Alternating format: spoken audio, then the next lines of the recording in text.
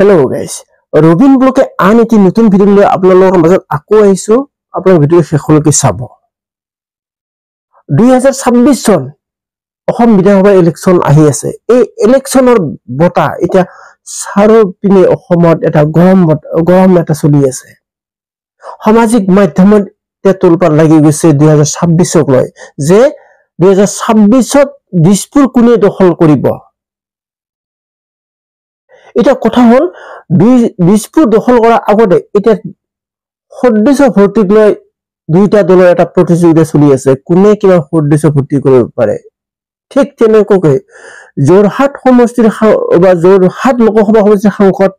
গৌৰৱ গগৈ আজি কেইদিনমান আগতে ডিব্ৰুগড়ৰ এটা বিশাল যোগদান কাৰ্যসূচী অনুষ্ঠান কৰিছিল এই অনুষ্ঠানত বা এই অনুষ্ঠানটি আমি চাওঁ আহক গৌৰৱ গগৈৰ নেতৃত্বত কংগ্ৰেছৰ বিশাল যোগদান কাৰ্যসূচী হ'ল বিজেপি প্ৰত্যাহ্বান জনাই কংগ্ৰেছৰ যোগদান কাৰ্যসূচীত কেনেদৰে ৰাজ্যক ভাষণ দি প্ৰদান কৰে আৰু হিমন্ত বিশ্ব শৰ্মা চৰকাৰ 1.5 বছৰৰ ভিতৰত যে পতন ঘটিব সেই সন্দৰ্ভত গৌৰৱ গগৈ উল্লেখ কৰিলে সেই যোগদান কাৰ্যসূচীত গৌৰৱ গগৈ ভাষণ প্ৰসংগত হিমন্ত বিশ্ব শৰ্মা চৰকাৰে কেনেদৰে জনতাক কোৱা কৰিছে এই সন্দৰ্ভত ভাষণ প্ৰদান কৰিলে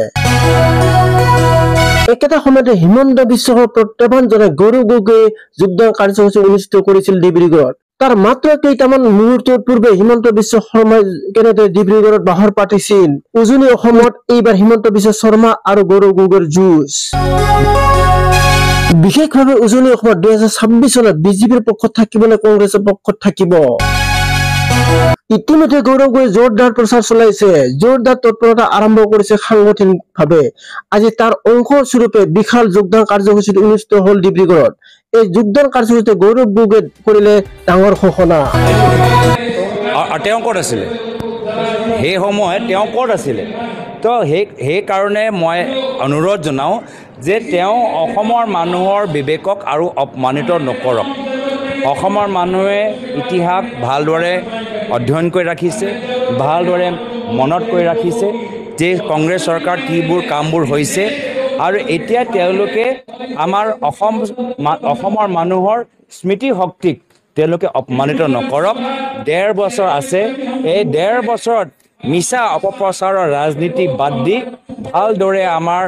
অসমৰ জনসাধাৰণক সেৱা কৰক সেয়া মোৰ তেওঁলোকৰ প্ৰতি অনুৰোধ থাকিল চাওক প্ৰথমে আজি ডিব্ৰুগড়ৰ কাৰণে কিবা এটা ভাল কাম কৰক ইয়াৰ পূৰ্বে তেওঁলোকে ডিব্ৰুগড়ৰ ভিতৰত কাৰ্যালয় বনোৱা নাই কিন্তু যেতিয়া দেখিলে বানপানী যেতিয়া হ'ল ডিব্ৰুগড় টাউনৰ ভিতৰত যেতিয়া পানী যেনেকৈ সোমাই গ'ল তেতিয়া গম পাই গৈছে কি ডিব্ৰুগড়ৰ মানুহ কিমান ক্ষোভিত যোৱা লোকসভা নিৰ্বাচনত যেতিয়া দেখা পালে কি ডিব্ৰুগড় ৰাইজ এতিয়া বিজেপি দলৰ পৰা আঁতৰিছে এতিয়া তেওঁ ওচৰ আহিছে মানে যেতিয়া দেখিছে ক্ষমতা তেওঁলোকৰ পৰা আঁতৰি গৈছে তেতিয়া নিজৰ ক্ষমতা বচাবলৈ কাৰণে নিজৰ চকী বচাবলৈ কাৰণে তেওঁ ডিব্ৰুগড়ত আহিছে আজি যেতিয়া আহিছে তেতিয়া ময়ো কিছুমান দাবী জনাইছোঁ প্ৰথম ডিব্ৰুগড় এয়াৰপৰ্টৰ পৰা বাহিৰলৈ যোৱা অন্য ৰাজ্যলৈ যোৱা সন্ধিয়া সময়ত কোনো ইয়াত প্লেন এয়াৰপৰ্ট এয়াৰলাইন নাই কানেক্টিভিটি নাই আমাৰ দুপৰীয়া 3-4 বজাৰ পিছত একো ফ্লাইট নাই সেইটো কৰক ইয়াৰ পৰা আমাৰ হাইৱে অৱস্থা সকলোৱে দেখিছে হাইৱে অৱস্থা সেইটো কৰক ইয়াৰ পৰা আমাৰ যে বাগানৰ আটাইতকৈ বেছি আমাৰ শ্ৰমিকসকল আছে তেওঁলোকৰ আজি কেগৰ ৰিপৰ্ট ওলাইছে কেগৰ ৰিপৰ্ট জৰিয়তে আমি গম পাইছোঁ যে অসমৰ চাহ জনগোষ্ঠী উন্নয়ন বিভাগ পইচা ব্যৱহাৰ কৰাৰ ক্ষেত্ৰত ব্যৰ্থ হৈছে বাগানৰ ভিতৰত স্কুলবোৰ ভালদৰে চলা নাই বাগানৰ ভিতৰত হস্পিটেলবোৰ ভালদৰে চলা নাই সেইখিনি তেওঁলোকে কাম কৰক এম্বুলেন্সৰ অভাৱ আছে কাজিৰঙাত গোলাঘাট জিলাত তেওঁলোকে এম্বুলেন্স দিলে কিন্তু যিমান এম্বুলেন্স ডিব্ৰুগড় জিলাত দিব লাগিছিল তেওঁলোকে দিয়া নাই তো এই কামবোৰ কৰক এই ধৰণৰ যে তেওঁলোকে ভাবিছে যে অলপ কাৰ্যালয় খুলিলেই যে মানুহে তেওঁলোকক ভোট দিব নহয় ভোট আজি কাৰ্যালয় খুলিবলৈ দিয়া নাই ভোট কাম কৰিবলৈ দিছে আৰু আজিৰ তাৰিখত তেওঁ নিজৰ ব্যক্তিগত ধন সম্পত্তি বৃদ্ধি কৰাতকৈ ৰাইজে আৰু একো কাম ইয়াত দেখা পোৱা নাই